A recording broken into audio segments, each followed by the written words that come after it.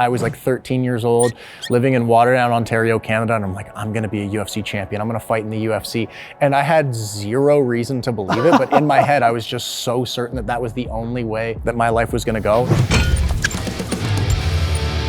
Hello, welcome back, folks, to the final episode of Jack of All Trades. We've got 3 more rounds ahead as we discuss what makes a champion.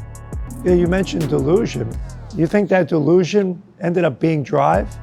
Yeah, absolutely, yeah. I had this kind of delusional self-belief that I was meant to do this and that I was gonna be, a fighter in the UFC. And I think it led to drive because it made me think the person I want to be, what would they do in my scenario to get to that objective? I'm faced with a choice, like, do I go out partying or do I go to bed early and work out tomorrow? Okay, well, the 30-whatever-year-old version of me that fights in the UFC, he probably goes to bed early and he probably wakes up and trains. Jasmine, I've always been a big believer. There's a big difference between being a creature of circumstance and a creator of circumstance. What's the difference between being a participant and being a champion? Probably that extra little bit. It's one thing showing up to practice and just going through the motions, but like my coach says, I steal this from him, attitude, effort, focus. I really feel like that translates very well to the Skilled Trades College because it's the same thing. Being consistent, your attitude coming into the classroom, coming into the job site. Are you coming in excited and eager and ready to work? Your effort, are you ready to take on any job no matter what it is?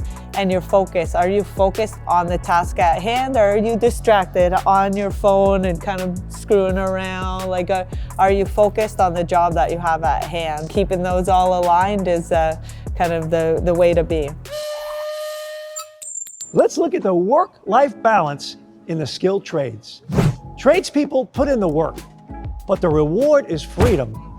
Freedom to choose projects, set schedules, and build a career on their own terms.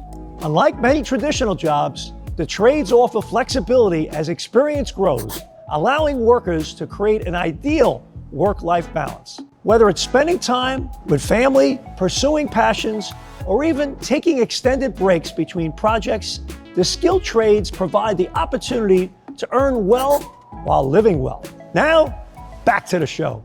Mike, how do you maintain work-life balance? I think recognizing that you've put the work in throughout the week or throughout a camp or the month, whatever it is, and really looking at how much work you've put in validates taking time for yourself, right?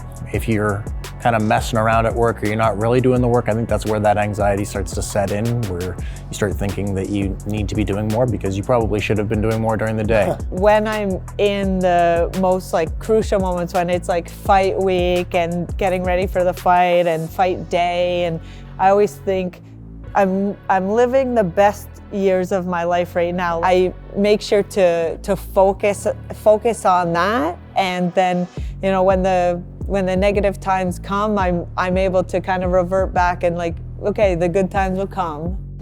Looking at your life story, your professional story, what could young students learn from you? I think, especially for a lot of young people, there's this kind of insecurity of okay, where do I, I'm not confident, I'm insecure, how do I get that? Who do I become to be this person that's, valued in society? And I think a lot of that comes from that inner confidence, right? And that inner confidence is often built from having pride in something or having confidence in an ability to do something or in building skills. I think a lot of what gives people confidence in society is knowing that they're valued in a way of hey man, I know how to do this. I'm good at doing this, and if you need that job done, I'm the person to take that to. I've put a lot of time into this, and I take a lot of pride in my ability to do this skill. So I think for young people, putting some time into developing a good, honest, valuable skill is what leads to confidence down the road. I hope you learned a lot from my conversations with Mike and Jasmine. That was Jack of All Trades.